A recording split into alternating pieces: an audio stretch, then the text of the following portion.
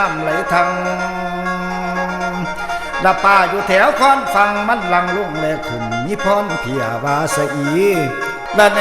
มเบื้องพุ่นแหนมเบื้องพี่เห็นดวงดีคนเอาป่าละบอนเป็นผาหินสันน้ำบันเวียนวนบุญได้เอาป่ามาแต่ข้าวพุ่นคนเฮาที่เคยสาเอิ้นว่าคอนคอกมาพญาเลียงเป็นลำดูลำนี้ตั้งนังตั้งแต่ปูเป็นหินผาและตั้งพญามองดูเบิ่งอาสนัยมาได้อยู่คุ้มป่าบ่มีปีนได้อยู่คุ้มป่าบ่มีปีนเป็นหลักหินเอ้ยสอดจงปงละบอนป่าขึ้นป่าลงเอิ้นว่าคอนคอกมาบนหินก้อนหนึ่งไกลกันนอกจากนั้นเพิ่นเอิ้นว่าคอนสำโพงและมีคอนให้คอนสวงตลอดคอนตำแย่พุ่นคอนขุมคอนกวางคันบนคนเฮาที่เคยสาฝนแสนหาจังเม่นเขียวมันไหลเดียวเข้าใส่คอนละสมพมิตรไก่ปากบ้องพี่น้องนั่งส้มป่า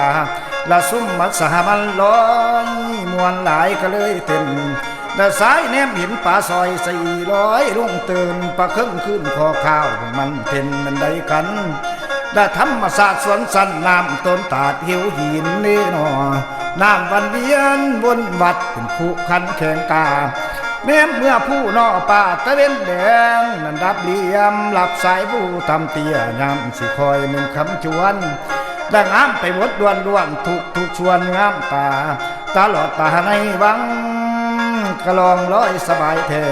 เดินแหนมเบิ่งแม่ผู้พาขันสารแพผู้ค้อนแห่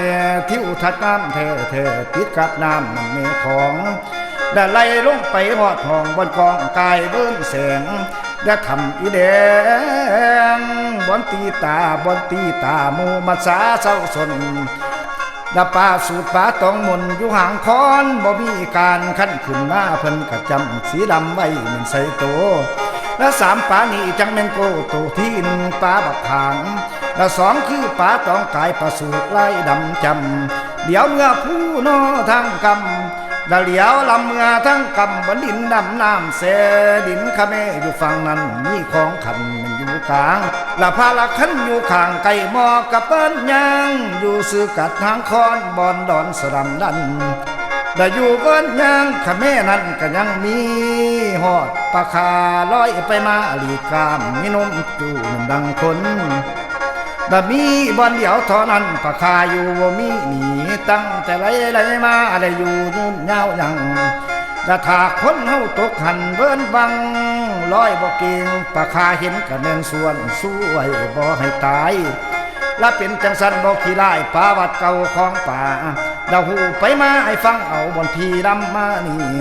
หลายปีจังมาพ่อบุญสั่งน้อพ่อออกปะคาและอยู่หัวดอนละงาลอยไปมาดีกามฟูขึ้นสำกะฟุยและโตใหญ่ตุยโตมันใหญ่ตุยลูกมันซ้ำให้เทงามเทเรนอปะคาลอยในน้ำได้เห็นบ่อนี้ท่านเบาเห็นบ่อนี้ท่านเบาเหือสะเพาลอยลองตามสะข้องในน้ำที่กว้างยานยาวได้อยู่น้ำกันบ่น้อยสิลอยลองน้ำพญามีทั้งนางสีดาอยู่ในสะเพานั้นเหี่ยวมันตันอยู่ทางหน้าตกลงไปต้องตายแน่หมดทุกคนก็ต้องแย่ปิดด้วยห้องใส่พญาวาดไว้เอาเข่าฟังในตีเบยเหือสิเลยลงเหี่ยวมอเลยเด้อพญาเจ้าเขียดจะหน้าเลยเว้าว่าเพียงแอวเท่านั้นพอกบอยู่มอกระโดดน้ำลงแล้วว่าเลิกหลายดักทั้งนกกดปันแหงง่ายเปิดผ่าแน่ในสะเพาบ่จะเข้าจับตูย่านแต่บ่ละนาเนียนละไก่เลยเวียนวนเอิญพญาเอ้ยให้จอดบนไหนก็ได้พญาเจ้าอย่าสิไปดานกกระแซวจริงได้ห้องขึ้นใส่บ่มีหยังสะเพาพังเพหักบ่สิลงหิวแล้วดานกกระแซวมันห้องย้ำใดเอ้ยว่าแป้ววงสะเพาเลยตกลงหิวมันสั้นสั้นตกขันขมิ้นตายนางสีดาอยู่ท้ายพร้อมพำทั้งพญาตายตกเขียวแต่ข้าวหลังอยู่ลุมค้อนเฮาคุณจิตใจนางบนบุญคนมีบุญ นโลหกชาดาซื้อว่านางสีดาตายเป็นป่าคานั้นให้จำไว้แม่นแม่เด้อนานวันนุ่วันเวนอโอ้ยดันนา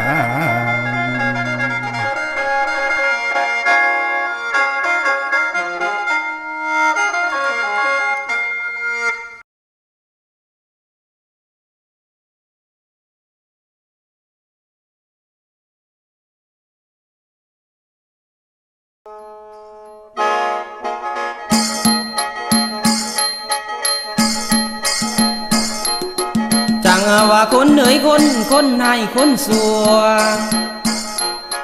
คนดีมีไปตัวบาดคนสัวก็มีปนคนบ่ฮู้บุญคนหาล้อเว้าพื้น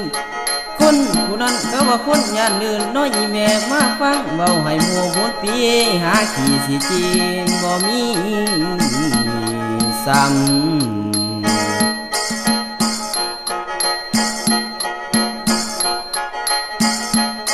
เอ้ยเอ้ย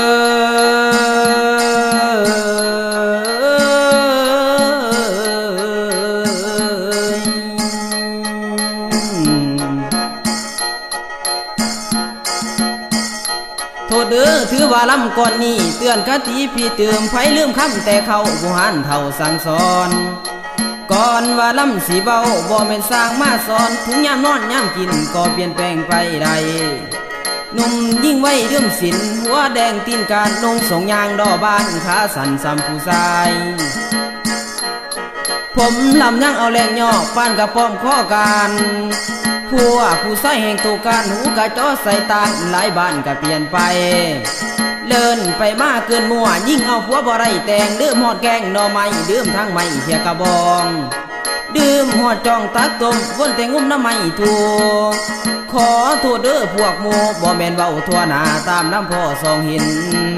นี่แดกข้าหมูหันเก่าไว้หัวลำเก่งก็หัวขาวแม่บอกหน้าบังยิ่งเถียงผู้เบาเจ้าเสียงเจ้าเบาทั้งไปโทษเอาเพื่อนเวียกทั้งเพื่อนกระบอกเกี่ยวเสี่ยวกับเสี่ยวบ่เลือกหนาคนคือบ้ากระบอตีโทษเด้อถือว่าลำก่อนนี้สาวผู้ดีบ่ลำแม่เพิ่นแห่งเก่งแท้ๆหาเรื่องแต่อยากไปอย่าสู่เฝ้าเสียใจเด้อผู้ฟังทั้งนอกลำเว้าออกโดยก็มักก็แพง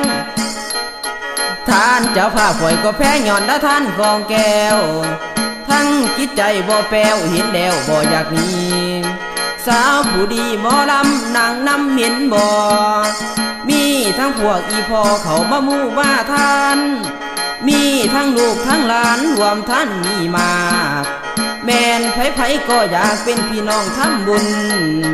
หลานขอย่อมือทูลรวมน้ำผู้หนึ่งนั่งถึงยังอีกน้องมองเห็นเดียวจงสนใจทั้งหมอลำกับบอกอนสิร้องฟ้อนไปเบิ่งมันสิกำสิกึ่งคู่อาจารย์บ่นอถ้าฟ้อนบ่ทันหมอก็ขอโทษเด้อทานขอโทษเด้อทานหลานบ่ทันของแก้วแนวบ่หูซ้ำเขาลองหลุดบ่แค่เฮาเป่าฟ้อนให้คอยสุกนาดีข้านกองก้อยสับเคยหน่อยขึ้นซ่านบ่จักยานจักหานข้านแน่หมกแน่ข้าแน่หมุกแน่ขอโทษเด้ออีแม่ข้านอกข้าในทั้งเจ้าภาพผู้ใจและหมอลำน้องลาบ่เคยตีเคยขาแม่ยาแม่ยิ่งเคยตีสปริงเอาหัวออกเหี่ยวเอาหัวออกเหี่ยวเดี๋ยวมามองแน่ป้าสิว่าฟอนอีดีสิว่าฟอนอีดี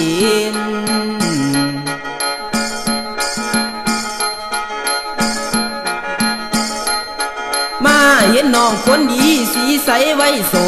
ดเบิ่งบอนนี่ก็โตดโปดมันสิอยู่ได้เด้คำพ่ออยากเอามือกำจับแกงให้หมูเบิ่งสอหาร้อนอีโยมันดักกินกับปูร้อนอันนั้นมีหูน้ำย่อยหางดีเจ้าของปูกะขีทีดอนพลักไปสาร้อนในหน่อยในขามีบ่อน้ำนองมีบ่อนำพี่น้องขานอกซอกดูร้อนดักกินกับปูเขาเอิ้นร้อนอีโย ร้อนอันนั้นมีอยู่น้ำแต่คนยิงข่อยนี่เว้าความจริงแม่นบ่น้องดาร้อนอีอยู่มีหยาแม่นแท้จริงๆข่อยเบิ่งหน้าผู้หญิงก็เป็นสีดาราเป็นสีดาราร้อนอีอยู่แต่กี้นิทานเว้าเล่ากัน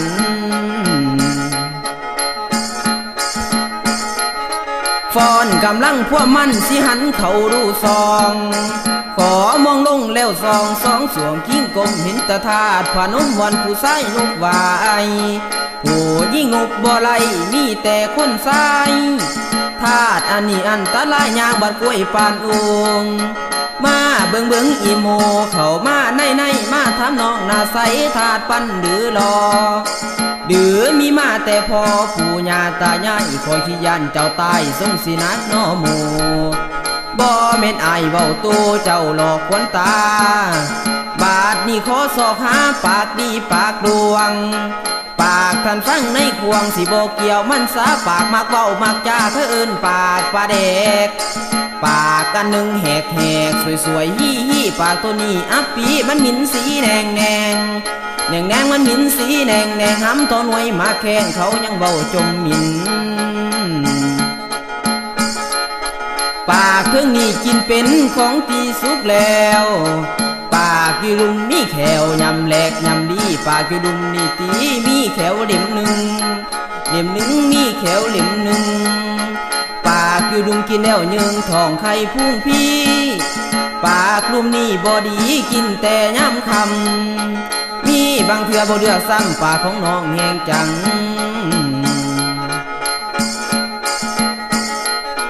ขอโทษเด้อผู้ฟังไผมีสองปากแต่อย่าให้มันยากปากเน่านุ่มในกินใส่ถุงอนามัยแน่เด้อปากดุ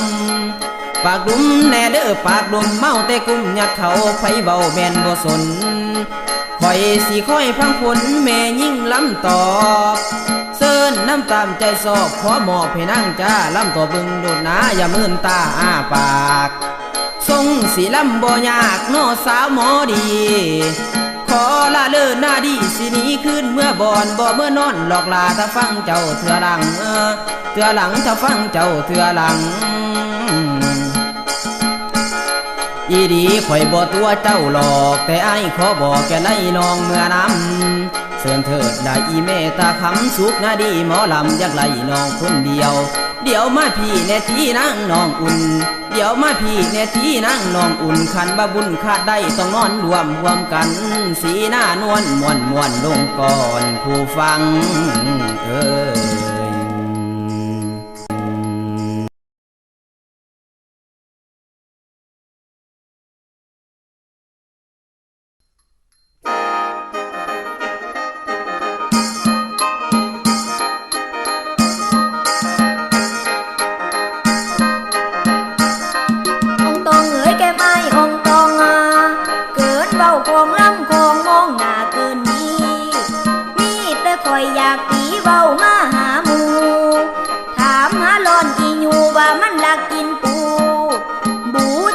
นั่นเด้อคำอย่าปับปำร้อนนี่อยู่หลายเด้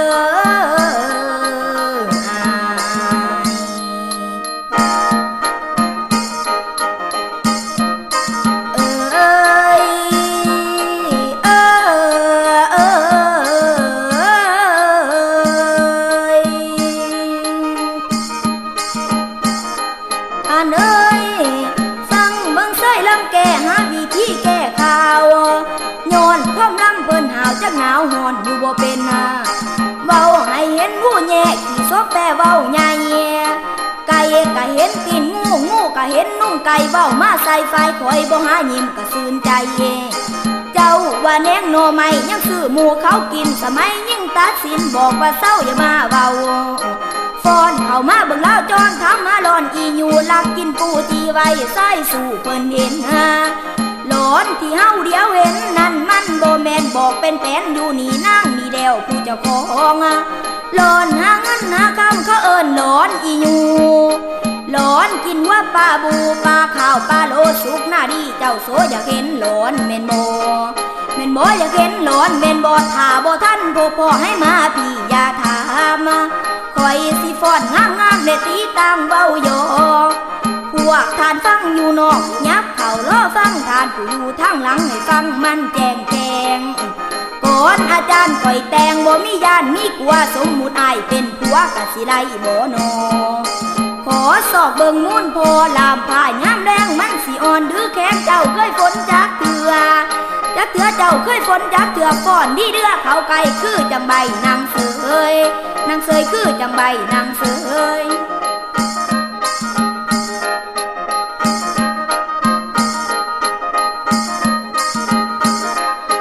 ขอสอบเบิ่งแน่เว้ยลามผ้ามื